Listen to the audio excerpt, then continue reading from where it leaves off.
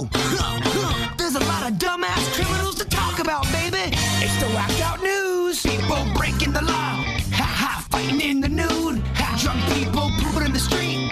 Ha, it's the whacked out news. So many people on meth. Ow! Got one of our first great Florida man stories of the new year. And, of course, it happens in Polk County. The deputies there approached a man who was parked at a construction site. And when they walked up, they found him only wearing a red lace bra, a G-string, and he had on prosthetic silicone breasts. That's hot. But what was really criminal, not just weird, was the fact that he had a loaded gun hidden underneath the fake breasts. Oh. What 39-year-old Matthew Zaccarino was planning on doing, I have no idea, but he claimed he was on his way to a costume party, but he wouldn't explain any further when they asked him. Why the gun, bro? Exactly. Sheriff Grady Judd doesn't put up with that kind of stuff. Oh, this is just his kind of story. He simply just called the scene ugly. Flat out ugly. Zaccarino was arrested and now faces multiple charges, including armed trespassing, loitering, and resisting an officer. All from one very strange stop. And I assume we'll have a press conference from Sheriff Grady Judd here very soon to discuss the ins and outs and the details of this case. I don't know why anyone would act a fool out in Polk County, man. But they all seem to go there. It's amazing what happens in Polk County, considering who their sheriff is. You're just giving this sheriff content. Yep. He loves it. Yes, he does. I do think that at night he sits down and writes down some zingers ready to kind of... He's working on his routine. He is. Mm-hmm. He's got to, right? Yeah, it's helping. It's definitely got him nationally known. Mm-hmm. Yeah. Yeah, I saw him today. They had a clip of him on the ABC World News tonight, overnight. Like, there's Sheriff Grady Judd. He's internationally known. One of his biggest quotes is, you come to Polk County, you pull a gun on one of our sheriffs, you're going to go get shot. You're going to go get shot a lot. Yeah. He's not lying.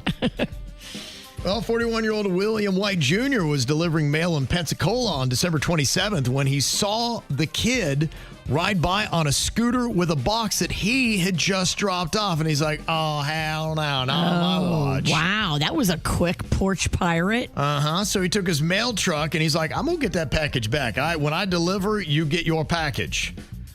But luckily, the boy was able to bail at the last second right before the mail truck plowed right over that scooter. Wow. Oh, he was going to ram him with his mail truck. Mm-hmm. It's aggressive. In fact, it ended up underneath the mail truck. Well, don't be a porch pirate. If you are a family or somebody that orders on the reg where you have packages coming in, because at one point I had a bunch of packages going on to my house. People drive around looking for that kind of activity. They'll case your house out for a few days to see if, Virginia orders a lot of boxes. That's the house we're hitting because she's getting something every day. And think about it. If you're the mailman, he takes his job serious. Yeah, he does. And this is a personal vendetta that he probably has against porch pirates. Yeah, you shouldn't run over kids on scooters, but. Yeah, you're right. Also, too, if someone doesn't get their package, the mail person's got to hear about it. Right. And then his boss is probably like, dude, did you even deliver that package? And he's like, I swear I did. Yeah. No, you're right. You're right. He took it very seriously. Probably should have investigated a little bit more, though, because it turns out that the kid wasn't actually stealing the package. He saw that the mailman had actually delivered it to the wrong address. And the kid was like, oh, you know what? I know whose that is. I'll take it to the neighbor. So he picked it up and was delivering it to the neighbor when the mailman ran him over. Well, that took a turn. Yeah, took a bit of a turn.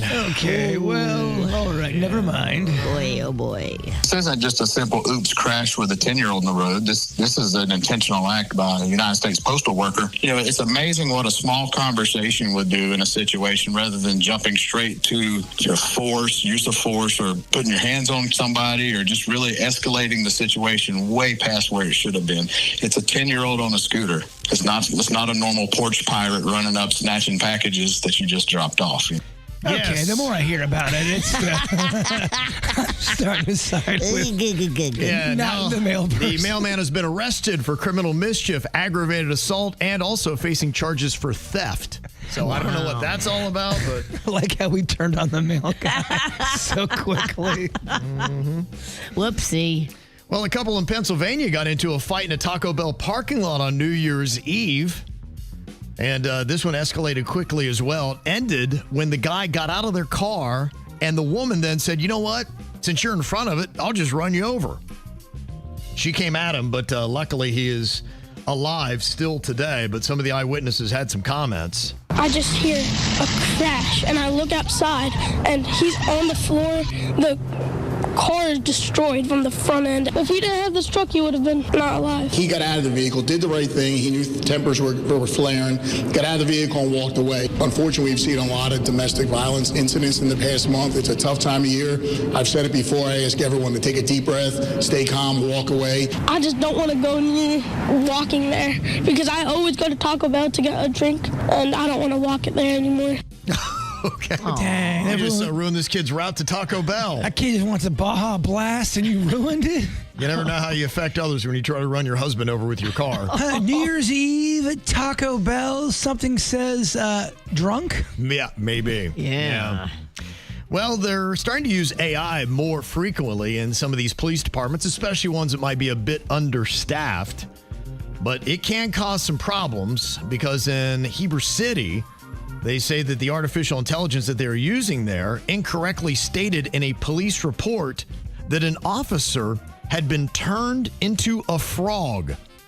Now, apparently the body cam software and the AI report writing software picked up on the movie that was playing in the background, which just so happened to be The Princess and the Frog, and it put it all together. So it's getting the AI from the body cam, it's hearing the movie going on, and it's saying, yes, we had an officer just turned into a frog. I'm like, wait a minute, what? That's some witchy movement. I am here for You got it. to call in backup for that. You definitely do. And you got to call in a witch doctor. Be careful with that AI stuff, man. You got to Yeah. triple check your work. They said it's so helpful, they're going to continue using it, but they'll just try to make sure that they use discretion and realize that their cops have not been turned into frogs. I'm just noticing there are some people in my personal life really starting to rely on ChatGPT for emotional guidance. Oh, really? Yes, and it's scaring me. Yeah. And no, it's not Honeyface, but it's people that I know, and I'm going, you got a friend over there, huh? You're talking to them about that now. And they are believing what the robot's saying. Oh. I know. It's a lot of power. That is kind of a It's scary just- world. I can see how it can manipulate people. Yeah.